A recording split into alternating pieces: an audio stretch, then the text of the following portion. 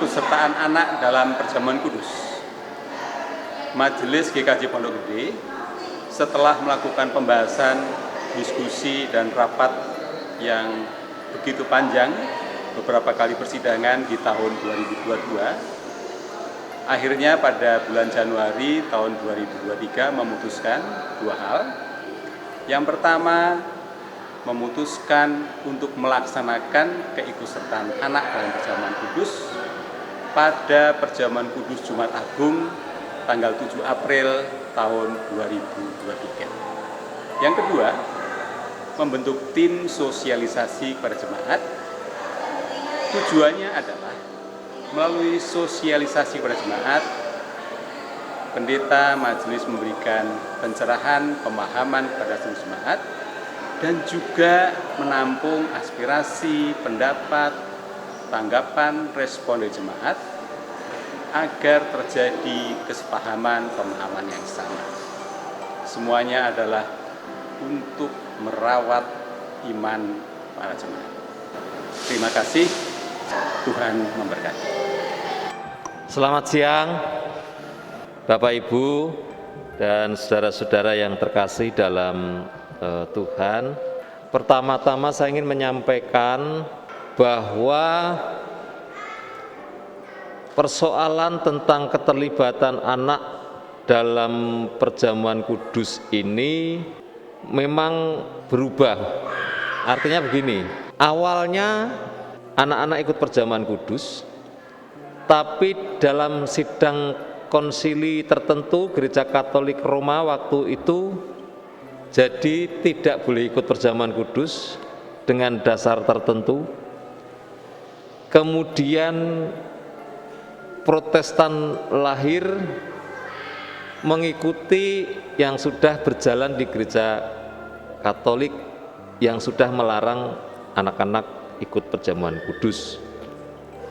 Setelah berjalan ratusan tahun, terjadi perenungan ulang, studi ulang tentang pelarangan tersebut, dan pada akhirnya gereja-gereja dimulai dari sidang rek itu memutuskan setelah melakukan studi yang dalam dan sungguh-sungguh oleh para teolog bahwa pelarangan perjamuan kudus bagi anak-anak itu perlu dilihat kembali, karena memang secara Alkitabiah juga tidak ada pelarangan dan sebagainya. Itu yang pertama.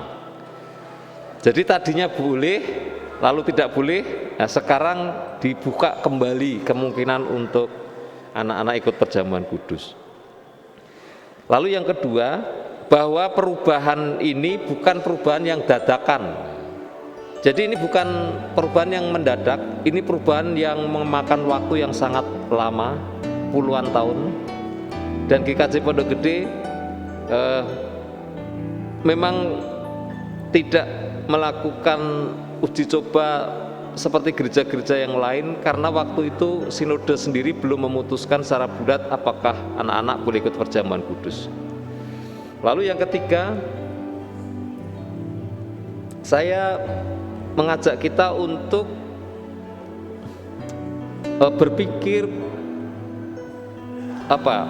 positif, dalam arti tentu keputusan sinode dan keputusan gereja-gereja rek ini bukan keputusan yang sembarangan, yang mau mencelakakan anak-anak, atau yang mau menyesatkan mereka, atau yang mau membuat mereka mendapatkan kasarannya itu kutuk karena akibat mengikuti perjamuan kudus.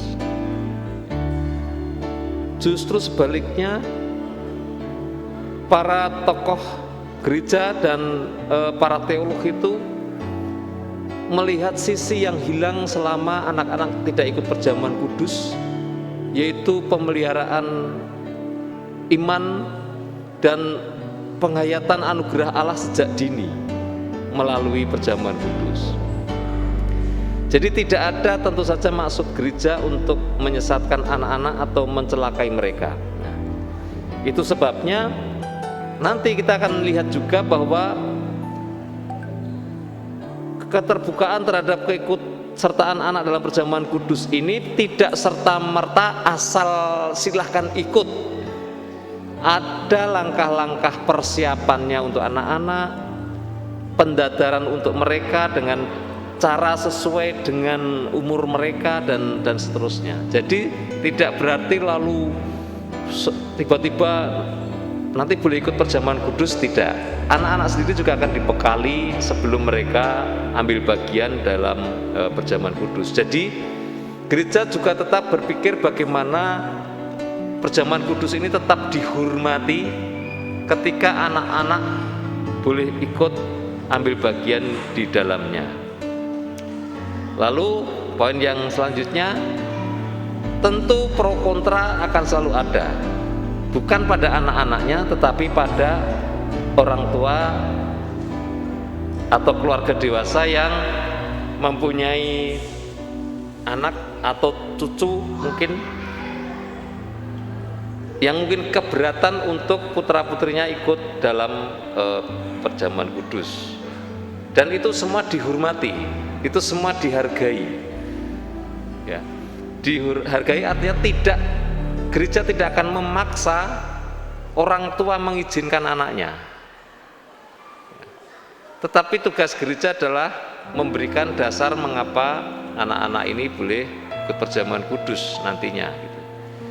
Terus menawi atau nanti kalau ada orang tua yang masih keberatan, pengen lihat dulu, ya silahkan, nggak apa-apa. Sampai akhirnya setelah melihat seperti apa dan memutuskan di kemudian hari untuk ikut perjamuan kudus bagi anak-anaknya, ya tidak apa-apa.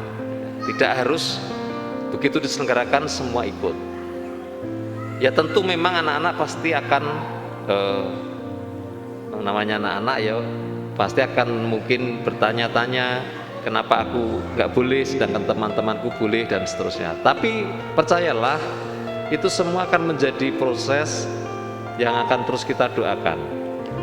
Nah, selain itu juga setelah pelaksanaan ini nanti juga akan terus dilakukan evaluasi secara berkala untuk melihat kembali apa yang perlu diperbaiki, apa yang perlu diperhatikan. Nah, hari ini kita akan mempercakapkannya itu supaya gereja mendapat masukan-masukan dari jemaat sehingga nanti pelaksanaan perjamuan kudus itu bisa berjalan dengan baik. Memang di sini yang dibutuhkan adalah kebesaran hati jemaat dewasa ya. Karena kita yang sudah terlebih dahulu mengerti tentang perjamuan kudus dan sebagainya, dan kita sudah tahulah anak-anak seperti apa. Jadi itu pengantar dari saya. Mari kita percakapkan ini dalam semangat kebersamaan. Nah, saya akan menyampaikan perjalanan sejarah perjamuan kudus ini secara sederhana. Mengapa anak-anak ikut atau boleh ikut serta dalam sakramen perjamuan? Apa landasan Alkitabnya dan bagaimana penjelasannya secara teologis? Bapak Ibu, jadi di dalam Alkitab itu dari perjanjian baru tentu saja yang perjamuan kudus itu tidak ada secara eksplisit yang mengatakan bahwa anak-anak dilarang ikut perjamuan kudus, tetapi juga tidak ada pernyataan eksplisit yang mengatakan anak-anak boleh ikut perjamuan kudus. Jadi istilahnya itu paido communion. Jadi tidak ada larangan, tidak ada ungkapan yang langsung mengatakan membolehkan. Artinya kalau selama ini ada dua pandangan yang membolehkan dan yang tidak memperbolehkan, itu sebenarnya bukan karena Alkitab mengatakan anak-anak boleh atau anak-anak tidak boleh, tetapi itu perjalanan sejarah gereja. Jadi itu adalah karena penafsiran Alkitab yang terjadi di dalam perjalanan gereja, dan karena pemahaman-pemahaman tertentu tentang roti dan anggur perjamuan. Nanti kita akan lihat. Nah, itu poin pertama nggih, di Alkitab itu tidak ada yang larang, tidak ada yang membolehkan. Tetapi kita tahu bahwa perjamuan kudus itu akarnya adalah perjamuan Paskah dari perjanjian lama untuk memperingati keluarnya bangsa Israel dari tanah Mesir. Nah, perjamuan Paskah itu dalam tradisi perjanjian lama itu dilakukan oleh semua anggota keluarga termasuk anak-anak. Perjamuannya dipimpin oleh kepala keluarga. Jadi dia bisa mengundang tetangga yang tidak bisa menyiapkan sarana perjamuan. Di dalam perjamuan Paskah itu ada semacam liturgi singkat yang digunakan, lalu di situ diceritakan oleh orang tua atau kepala keluarga kepada anak cucu mereka tentang bagaimana Tuhan menuntun bangsa Israel keluar dari tanah Mesir. Karena cara mereka memelihara iman kepada Yahweh itu dengan cara menceritakan terus-menerus turun-temurun baik sejarah bangsa Israel maupun ajaran-ajaran Taurat kepada anak cucu mereka. Jadi ada semacam sistem pendidikan dalam keluarga menanamkan iman kepada anak-anaknya. Itu sebabnya di dalam Alkitab sama sekali tidak ada perdebatan tentang bolehnya anak-anak ikut perjamuan kudus atau tidak. Ya karena waktu itu yang berjalan melanjutkan tradisi bangsa Yahudi atau bangsa Israel. Dalam perjamuan malam yang dilakukan oleh Tuhan Yesus tidak menyinggung sama sekali tentang anak-anak boleh atau tidak boleh. Tuhan Yesus hanya memberi makna baru dari perjamuan Paskah yang memperingati keluarnya Israel dari tanah Mesir menjadi memperingati pengorbanan Tuhan Yesus Kristus di kayu salib. Sehingga roti dipakai untuk mengingat tubuh Tuhan Yesus yang disalibkan, dan anggur dipakai untuk mengingat darah Tuhan Yesus yang ditumpahkan. Setelah itu bagaimana prakteknya dalam gereja mula-mula? Dalam sejarah gereja ada banyak catatan tentang adanya praktik paido komunion. Jadi perjamuan kudus dilaksanakan di dalam gereja mula-mula. Itu ditemukan dalam tulisan-tulisan bapak-bapak gereja seperti Siprianus, Justinus Martir, dan Agustin. Dan kita mendapati dari sana bahwa gereja-gereja mula-mula itu melaksanakan perjamuan dan anak-anak boleh ikut serta di dalamnya. Kita lihat pandangan Siprianus atau tulisan Siprianus. Itu beliau hidup sekitar tahun 250, jadi di awal-awal gereja mula-mula.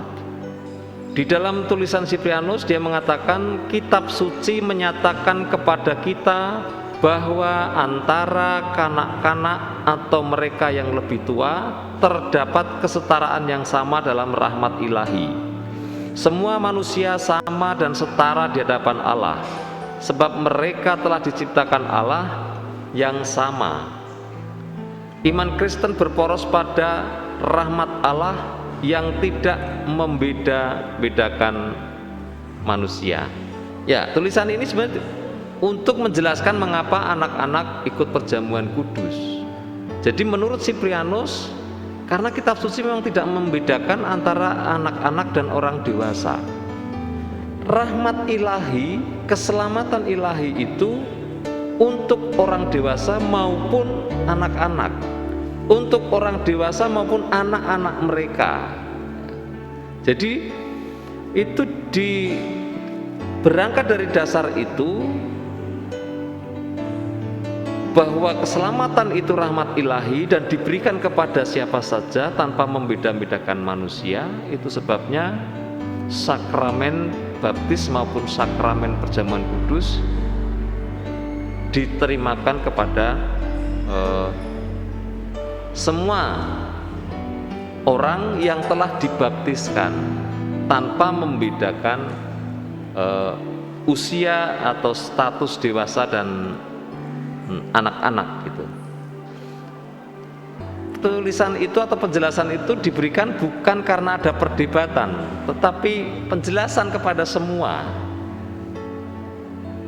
umat gitu ya, bahwa kehidupan orang Kristen itu berporos pada rahmat Allah yang tidak membeda-bedakan manusia. Dan itu kan kelihatan ya dari peristiwa Tuhan Yesus menerima anak-anak yang mau dibawa orang tuanya kepadanya hanya untuk diberkati, kemudian dihalang-halangi, dan Tuhan Yesus sangat marah karena Tuhan Yesus juga menerima anak-anak, bahkan memakai gambaran orang-orang harus seperti anak-anak ini kalau mau masuk dalam kerajaan surga. Jadi anak-anak tidak direndahkan atau tidak dianggap rendah oleh Tuhan Yesus. Kalaupun orang-orang waktu itu menghalang-halangi, yaitu karena pandangan budaya orang-orang di sekitar Tuhan Yesus, bahwa anak-anak kan dalam masyarakat Yahudi memang tidak diperhitungkan ya, dianggap mengganggu dan sebagainya. Kalau ada tamu tidak boleh ikut menemui dan seterusnya pada waktu itu. Nah, tetapi ternyata Tuhan Yesus tidak memandang anak-anak dengan cara demikian. Tuhan Yesus justru memandang orang harus belajar dari anak-anak. Ini luar biasa ya. Karena kan biasanya dalam budaya manapun itu anak-anak harus belajar dari orang dewasa, tetapi Tuhan Yesus memperlihatkan sesuatu, orang dewasa juga harus belajar dari anak-anak. Lalu yang berikutnya, Agustinus hidup sekitar abad ketiga. Dia pernah mengatakan, mereka yang berkata bahwa masa kanak-kanak tidak terhubung dengan Yesus untuk diselamatkan, sesungguhnya sedang menolak bahwa Kristus adalah juru selamat bagi semua anak-anak orang percaya. Ya, mereka kanak-kanak namun mereka adalah anggota tubuhnya. Mereka kanak-kanak namun mereka menerima sakramen-sakramennya. Jadi Agustinus ini memandang bahwa anak-anak pun anggota tubuh Kristus. Jadi kalau yang lain atau anggota tubuh Kristus yang lain dipelihara dengan sakramen-sakramen yang diberlakukan gereja, maka anak-anak pun menerimanya. Jadi tidak ada pembedaan juga antara anak-anak dan orang dewasa, bahwa semua adalah anggota tubuh Kristus. Sehingga sakramen itu kan kalau ibarat makanan, ketika dia dimakan maka seluruh anggota tubuh akan menerima manfaatnya. Nah, selanjutnya atas dasar pandangan bapak-bapak gereja tersebut, maka tiadanya catatan eksplisit dalam Alkitab tentang keikutsertaan anak dalam perjamuan kudus itu menandakan bahwa keikutsertaan anak dalam perjamuan kudus lazim berlaku pada masa jemaat mula-mula, baik di gereja barat Roma maupun di gereja timur ortodok, sehingga tidak ada perdebatan. Jadi dari apa yang dipelajari dari sejarah itu, nampak bahwa tidak ada perdebatan tentang perjamuan kudus anak, dan gereja memberlakukannya untuk anak-anak karena memang memang nggak ada masalah awalnya melanjutkan tradisi yang sudah ditanamkan oleh para murid dan sebagainya, yang biasa perjamuan kudus dilakukan juga bersama dengan anak-anak. Jadi tidak ada masalah, itu sebenarnya tidak ada perdebatan di gereja pada saat itu, pada abad-abad pertama. Lalu mengapa dalam perjalanannya kemudian kok anak-anak tidak ikut dalam perjamuan kudus? Kita mesti tahu sejarahnya. Loh, tadinya boleh dan gak ada masalah, kok tiba-tiba, atau kemudian, ya bukan tiba-tiba ya, kemudian kok tidak boleh, itu sebenarnya kenapa? Itu yang dipelajari oleh para teolog kemudian untuk mengevaluasi kembali kebijaksanaan gereja-gereja Tuhan selama ini. Nah, ternyata ditemukan dari hasil studi bahwa pelarangan perjamuan kudus anak itu akibat dari munculnya ajaran transubstansiasi dari Gereja Katolik Roma yang waktu itu ditetapkan dalam Konsili Lateran keempat pada tahun 1215. Jadi Bapak Ibu yang terkasih, pelarangan terhadap perjamuan kudus yang melibatkan anak-anak itu dimulainya itu 1215. 1000 tahun sebelumnya nggak ada persoalan. Tapi di tahun 1215 Gereja Katolik memunculkan ajaran namanya transubstansiasi. Artinya jadi kalau hosti dan anggur itu sudah didoakan dengan doa syukur agung oleh imam atau romo, maka hosti dan anggur itu berubah menjadi tubuh dan darah Kristus. Artinya berubah itu ya, dia bukan roti dan anggur biasa lagi, dia benar-benar dihayati sebagai ini darah, ini tubuh Kristus. Dan itu tahun 1215. Nah, dampak dari ajaran transubstansiasi ini adalah karena ini sudah didoakan dengan doa syukur agung oleh imam dan berubah menjadi tubuh dan darah Tuhan Yesus, maka kalau terjadi apa-apa dengan hosti dan anggur, itu akan atau dianggap menghinakan tubuh dan darah Kristus.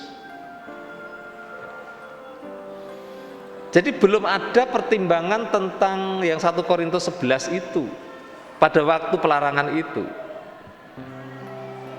karena belum dipakai untuk landasan teologis atau tidak dipakai sebagai landasan bahwa anak-anak nggak boleh ikut perjamuan. Jadi itu berangkatnya dari Konsili Lateran. Konsili Lateran itu semacam sidang lah ya, sidang Gereja Katolik gitu ya. Kalau ini menjadi darah dan tubuh Kristus, lalu ini jatuh atau tumpah, itu kan menghina tubuh Kristus. Nah, supaya itu tidak terjadi bagaimana? Ya, konsekuensinya adalah anak-anak tidak diperkenankan ikut karena ditakutkan anak-anak akan menumpahkan anggur atau mudah menumpahkan anggur, atau juga bisa menjatuhkan hosti yang untuk ekaristi. Nah, sejak itu ditetapkanlah usia 12 setelah anak-anak menerima krisma, lalu mereka boleh ikut perjamuan. Karena kalau sudah 12 tahun kemungkinan menjatuhkan hosti dan sebagainya itu menjadi kecil ya, bisa dihindari lah gitu. Jadi dasarnya itu sebenarnya awalnya adanya pemahaman transubstansiasi. Nah, ajaran transubstansiasi ini nanti oleh Martin Luther itu tidak disetujui karena itu mengandung unsur mistis, barang menjadi benar-benar tubuh dan darah. Martin Luther tidak setuju dengan itu. Ya. Nah, bagaimana sikap para reformator? Nah, ketika terjadi reformasi gereja, di mana Martin Luther kemudian dengan kelompoknya terpisah dari gereja Katolik. Martin Luther awalnya tidak mempersoalkan perjamuan kudus bagi anak-anak. Jadi dia tidak terlalu fokus terhadap masalah perjamuan kudus yang melibatkan anak-anak. Tapi yang jelas waktu Martin Luther muncul sebagai tokoh reformasi, gereja Katolik memang sudah melarang anak-anak ikut perjamuan kudus. Tapi itu Roma ya. Sedangkan gereja Katolik Ortodok Timur itu tidak melarang. Jadi Ortodok Timur tidak mengikuti atau tidak terpengaruh dengan pemahaman transubstansiasi. Artinya mereka tidak sama dengan cara pandang gereja Katolik Roma pada waktu itu. Kalau Roma itu kan Katolik Barat ya, gereja Barat. Kalau Ortodok itu Timur. Itu mereka tidak mempersoalkan tentang perjamuan kudus anak. Jadi di Katolik itu ada perbedaan Katolik Roma dan Katolik Ortodok. Jadi mereka beda pandangan tentang hal itu. Setelah ada doktrin tentang transubstansiasi itu, kemudian gereja Katolik Roma berkembang teologinya menjadi semua orang dewasa yang telah menerima krisma, baik laki-laki maupun perempuan, harus mengikuti perjamuan atau ekaristi minimal 1 tahun sekali. Itu waktu itu.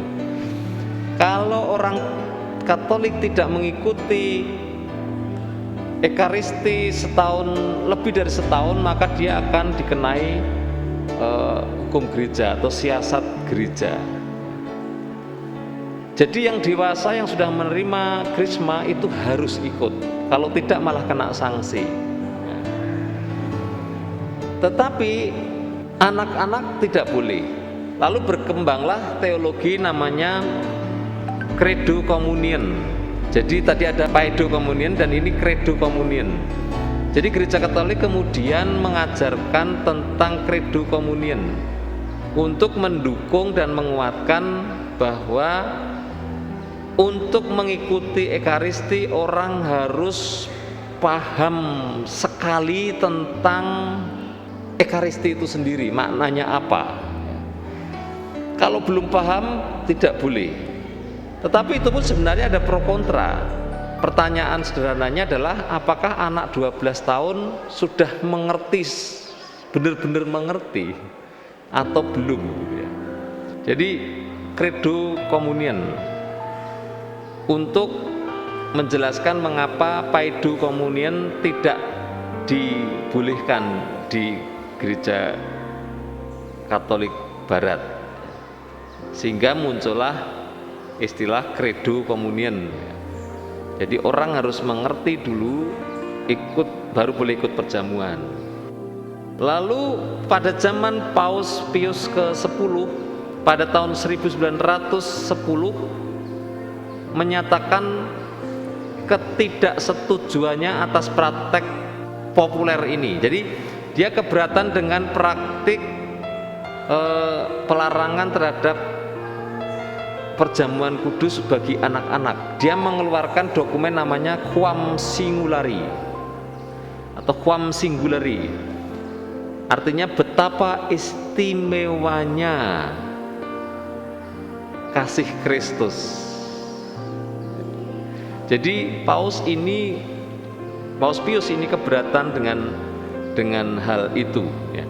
Tapi yang dikecamnya terutama adalah ketika gereja mengasosiasikan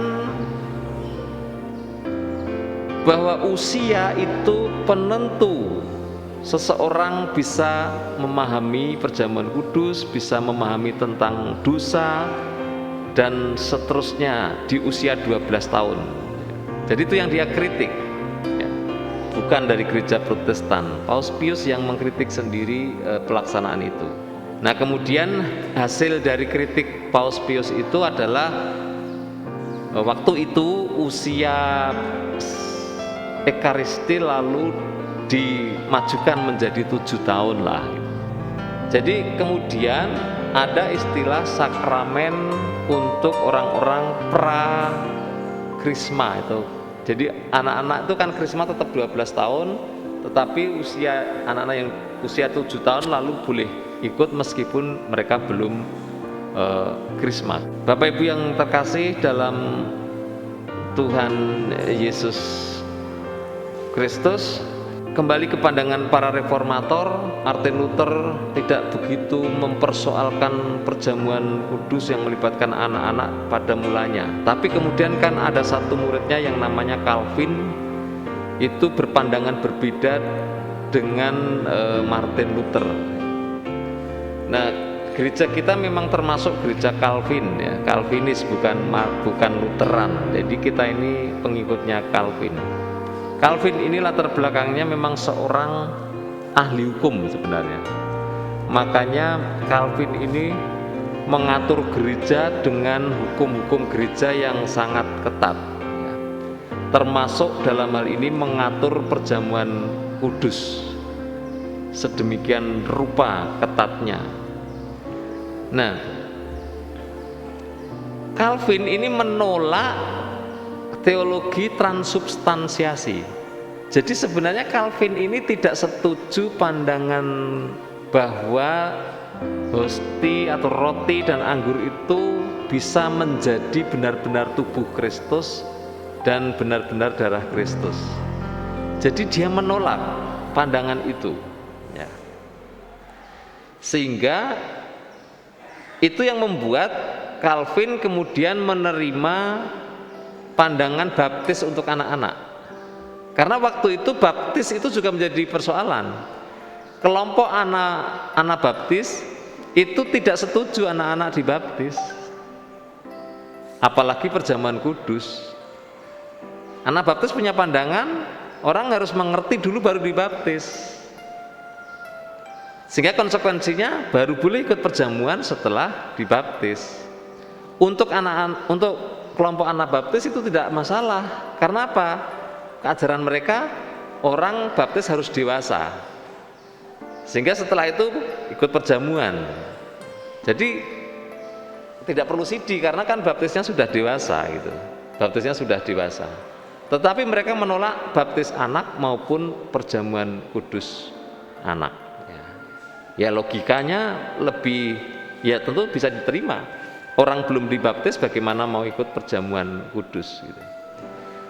Nah, Calvin karena menolak transubstansiasi dalam perdebatannya dengan gereja gereja Anabaptis itu, kemudian yang agak membingungkan para ahli adalah kenapa Calvin menerima baptis anak tetapi menolak perjamuan kudus, padahal dia tidak setuju dengan transubstansiasi.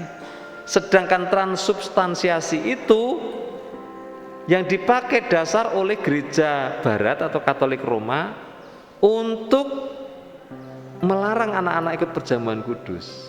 Nah, Calvin ini tidak setuju transubstansiasi tapi menolak perjamuan kudus untuk anak-anak. Nah, rupanya Calvin kemudian memakai dasar yang 1 Korintus 11 itu ya. 1 Korintus 11 kita tahu bahwa karena ada perjamuan kudus di Korintus, kemudian orang-orang sembrono melakukannya sehingga ada banyak yang celaka dan Paulus sangat mengutuk. Bukan celaka sakit saja tapi ada banyak yang meninggal karena mereka makan sampai kekenyangan dan minum sampai mabuk dalam perjamuan. Nah, di situ ada banyak orang yang ditinggalkan, tidak ikut perjamuan. Di videonya Pak Yoas bisa dilihat lebih jelas, lebih lengkap ya.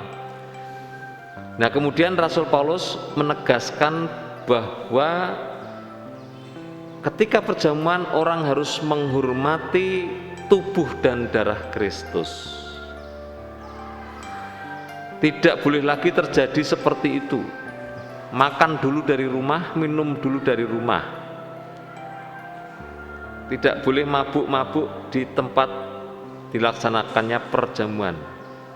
Kemudian Paulus menegaskan bahwa kalau perjamuan itu dilaksanakan tidak dengan hormat atau menghormati tubuh dan darah Kristus, maka dia akan mendatangkan laknat. Ya, dalam istilah GKJ dulu, datangkan laknat, mendatangkan hukuman bagi yang mengikutinya dan melakukannya.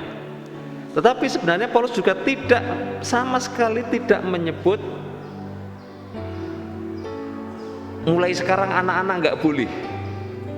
Takutnya anak-anak nanti sembrono dan bikin mereka celaka. Justru yang ditegur oleh Rasul Paulus adalah orang-orang dewasa yang melakukannya dengan sembrono. Karena mereka sudah tahu tetapi sembrono,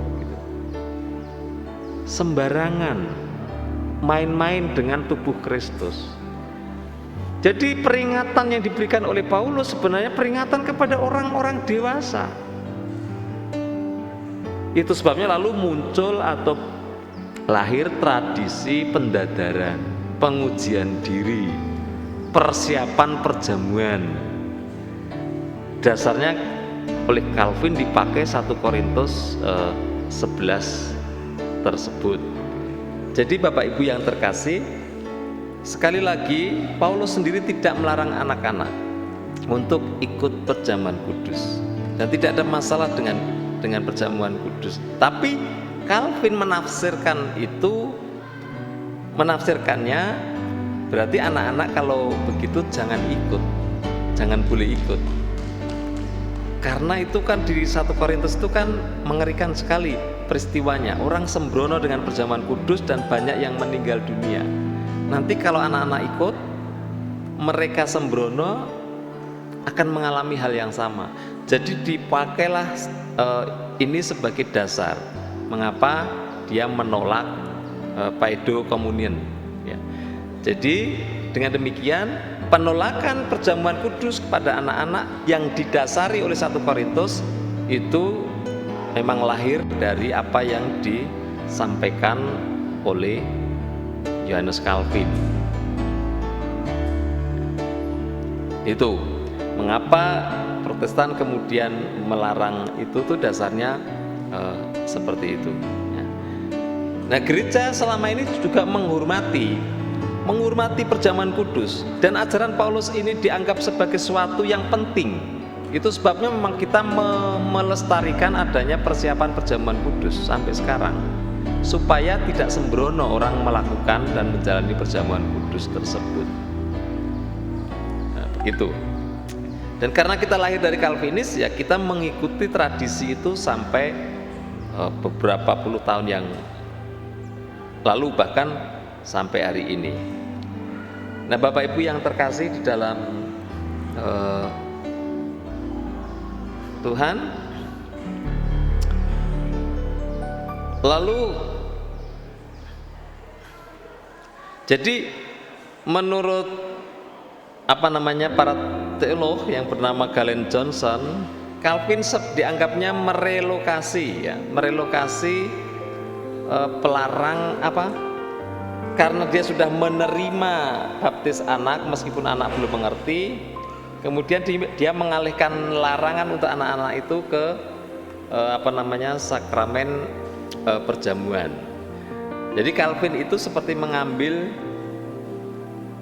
apa yang diajarkan dalam transubstansiasi itu. Jadi dia menolak pemahaman transubstansiasinya, tetapi mengambil ketakutan penumpahan anggur dan penjatuhan roti. Jadi dasarnya bukan sesuatu yang ini ya. Kemudian dihubungkan dengan yang 1 Korintus tersebut. Jadi ini adalah pemahaman yang dilahirkan oleh atau dalam diri pemahaman diri Calvin secara teologis. Mengapa anak-anak nggak boleh ikut perjamuan? Ya karena 1 Korintus itu ya. Nah,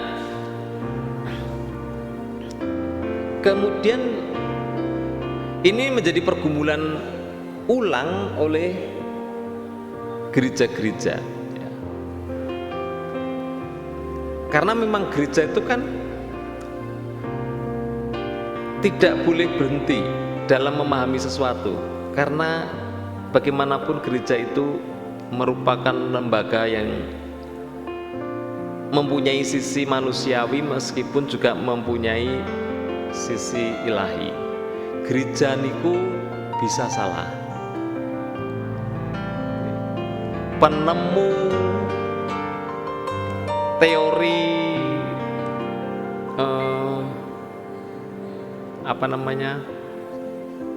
heliosentris itu dihukum mati oleh gereja. Heliosentris, ingat gak? Bahwa bumi mengelilingi matahari. Si Galileo itu yang menghukum mati adalah gereja. Bayangkan, karena dianggap tidak sesuai Alkitab. Sebab di Alkitab itu gambarannya matahari yang mengelilingi bumi, yang melewati bumi, bukan bumi yang memutari matahari. Dan penemu teori ini harus minum racun di hadapan pengadilan agama karena dianggap menyesatkan dan bertentangan dengan Alkitab. Tapi kemudian ketika gereja menyadari itu, gereja memohon maaf atas kesalahan tersebut. Tetapi sudah ada orang yang dihukum mati oleh gereja, karena waktu itu gereja yang punya kuasa untuk sampai ke situ. Jadi Bapak Ibu yang terkasih, soal perjamuan kudus ini kemudian direnungkan kembali. Iki jane bener ora. Kita bersyukur, menurut saya ya, kalau saya pribadi bersyukur bahwa ada orang yang digerakkan oleh Tuhan untuk coba lihat kembali itu ajaran gereja. Kenapa? Apakah memang perjamuan pelarangan anak-anak itu wis tepat atau belum? Lalu itu menjadi bergulir, lalu nanti akan dijelaskan Pak Pendeta Pinto, dirapatkan, disidangkan dalam sidang rek, kemudian sinode anggota rek. Apa itu rek nanti akan dijelaskan Pendeta Pinto. Semua menggumuli selama bertahun-tahun, dan sedikit demi sedikit gerakan itu begitu kuat ya, begitu kuat dilakukan oleh gereja-gereja, dan kemudian saling melihat. Dan ternyata kalau menurut saya pribadi melihat perjamuan kudus, pelarangan perjamuan kudus anak ini akibat ada sesuatu yang dilupakan. Bahwa perjamuan kudus itu kan ada sebenarnya sisi terkuatnya adalah sisi anugerah. Karena itu merayakan keselamatan di dalam pengorbanan Tuhan Yesus Kristus. Tetapi sisi yang tadi, takut menjatuhkan roti, menumpahkan anggur, terus takut mendatangkan hukuman dan sebagainya, itu menjadi lebih kuat, sehingga anugerah ini menjadi kalah dengan kekhawatiran itu. Meskipun demikian, saya tidak memandang bahwa kalau begitu ini dihilangkan aja lah. Yang Paulus tidak mungkin, itu Alkitab, dan itu ada peristiwa yang benar-benar menunjukkan sembrono dengan perjamuan kudus itu bisa mencelakai. Tetapi perlu diletakkan bahwa maksud Rasul Paulus itu bukan untuk membuat kita ketakutan, tetapi membuat kita hormat. Dalam bahasa Jawa, ajrih lan pakering ketika menerima perjamuan kudus. Jadi bukan pada hukumannya itu, tetapi sebenarnya di balik yang terjadi itu kan mau ditunjukkan, nek ngono kudu benar-benar hormat, kudu hati-hati. Nah, makanya Bapak Ibu yang terkasih, sekali lagi saya sampaikan bahwa nanti dalam perjamuan kudus yang melibatkan anak-anak ini, kita juga tidak akan sembrono. hormat kepada perjamuan kudus tetap harus dipelihara dan dijaga. Ada persiapan untuk anak-anak, ada persiapan untuk orang tua mereka. Jadi nanti orang tua itu turut mempersiapkan anak-anaknya ya. Sebelum perjamuan kudus, pada saat perjamuan kudus, bahkan sesudah perjamuan kudus.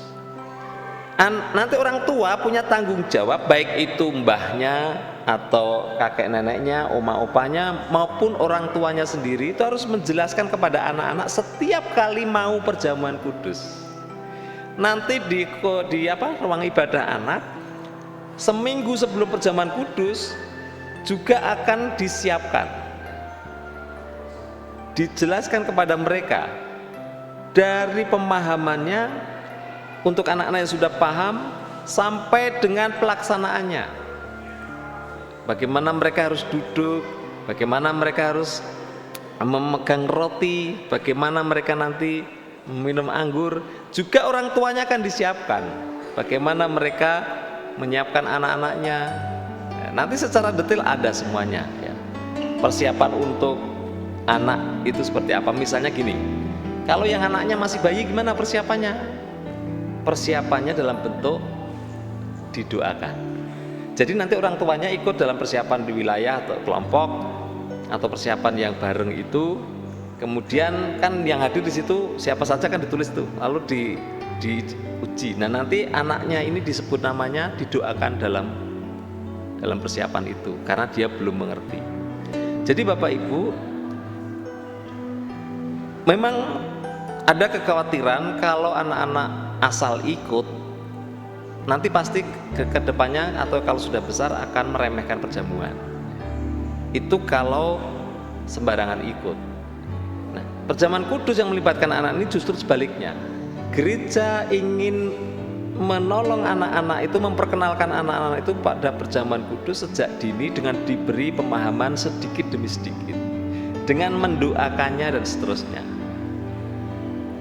Jadi memang awalnya tentu yang bayi-bayi belum mengerti, tetapi dengan didoakan, kita percaya pada kuasa doa kan.